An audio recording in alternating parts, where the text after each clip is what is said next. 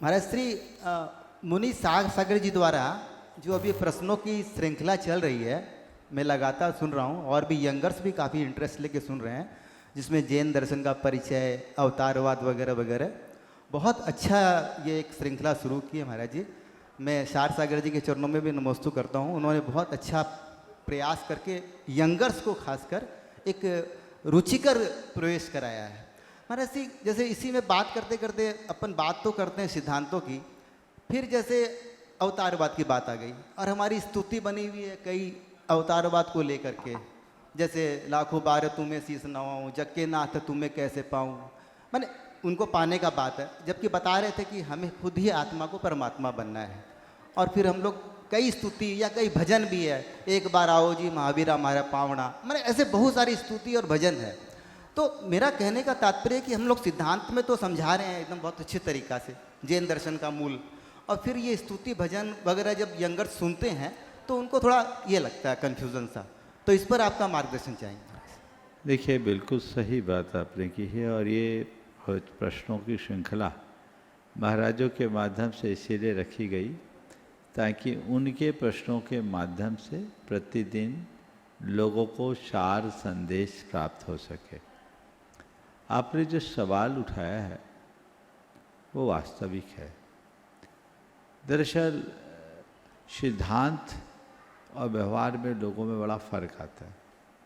हम सिद्धांत को सिद्धांत की तरह स्वीकारते हैं, लेकिन व्यवहार जिनके साथ उठते बैठते हैं वैसा ही बना लेते हैं। जैन दर्शन पूर्णतः ईश्वर के कर्तृत्व को अस्वीकार करने वाला दर्शन है। जैन दर्शन में हम ईश्वर को स्वीकारते हैं पर उसके कर्तृत्व को स्वीकार नहीं करते। लेकिन जो लिखने वाले हैं कविताएं, भजन, दोहे, वे लोग हैं जिनने जैन दर्शन को गहराई से जाना नहीं। भक्ति तत्व उनके अंदर उभरा और उन्होंने अपने भावों को शब्दों में पिरो दिया। क्योंकि भक्ति का प्रवाह, तो वो भक्ति में वैसे उद्गार प्रकट हो गए और लोगों को उसमें आनंद आने लगा। लाखों बार तुम्हें शीश नवाऊं, जग के नाथ तुम्हें कैसे पाऊं। ये व्यवहार में आता है, लोगों को अच्छा लगता है, पर सिद्धांत को सिद्धांत की तरह समझना चाहिए। एक बार तो ये जो स्खलन है उसके पीछे बड़ा कारण तत्व ज्ञान का अभाव। किसी आचार्य ने ऐसी रचना नहीं रची, ये कवियों की कृतियां हैं और उन्होंने अपने अपने अनुभव और अपने अपने ज्ञान के आधार पर इस तरह का लिख दिया। लेकिन फिर भी हे भगवान मेरा उद्धार करो, हे भगवान मेरा मुझे पार लगाओ, हे भगवान आपकी कृपा से मेरा बेड़ा पार हो गया, इस आशय की स्तुतियाँ हमारे शास्त्रों में भी मिल जाती है।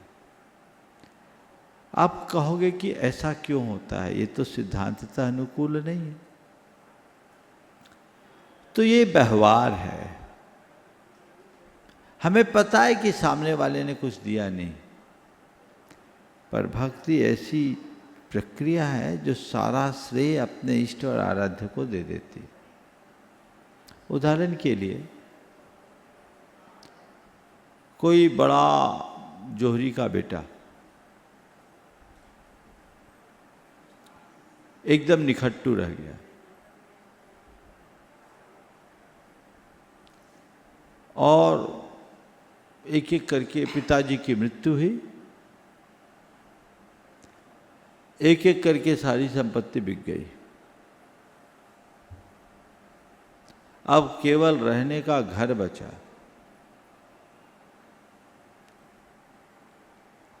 अब उसे लगा कि अब तो खाने के लाले पड़ रहे हैं, अब बेचना ही पड़ेगा।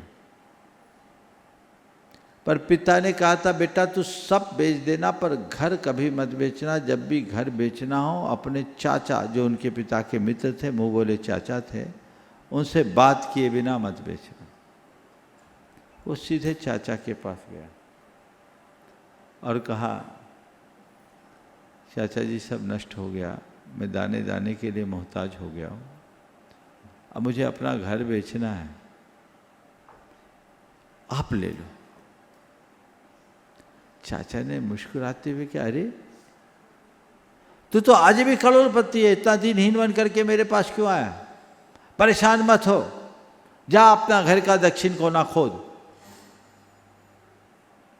अरे चाचा, घर जर्जर हो रखा है, खोदूंगा तो वो भी ढह जाएगा, तो फिर रहूंगा कहाँ? वो भी नहीं होगा। पर मैं कराना जा तो अपने घर का दक्षिण कोना खोद। उसने वैसा ही किया, जाकर दक्षिण कोना खोदा और बस 2-3 फीट खोदा ही कि खन्न की आवाज़ आई। देखा तो हंडा रखा था और उस हंडे में खजाना भरा था। देख के उसकी आंखें फटी रह गई। सीधे आया चाचा के पास, चलो चाचा संभालो अपनी संपत्ति। बोले मेरी कौन सी संपत्ति? अरे आपकी है, मैं तो उसे बेच चुका था, आपने नहीं रोका होता तो अभी तक तो बेच दिया होता। मेरा था कहाँ? ये तो आपका ही है, आपने ही दिया, आपने मुझे कृतार्थ कर दिया, आपने मेरा बड़ा उद्धार कर दिया। आप नहीं होते तो मैं कहाँ होता। हे चाचा, आपकी जय हो, जय हो, जय हो। मैं आपके प्रति बहुत बहुत आभार प्रकट करता हूँ, आपके प्रति कृतज्ञता ज्ञापित करता हूँ। कुछ ऐसे उद्गार निकलेंगे ना। पर ये बताओ, उस चाचा ने कुछ दिया क्या? क्या किया? चाचा ने वहाँ खजाना रखा क्या? बस चाचा ने किया क्या? खजाने का पता बता दिया। पर हम क्रेडिट किसको देंगे? तो भगवान हमको कुछ नहीं देते, पर भगवान हमें हमारा असली पता बता देते हैं। तो हम सब कुछ भगवान के लिए अर्पित करें। भगवान आपके प्रसाद से ये मिला, गुरुवर आपके प्रसाद से मुझे मिला। समझ गए? तो ये भक्ति का तत्व है, व्यवहार में ऐसा कहा जाता है।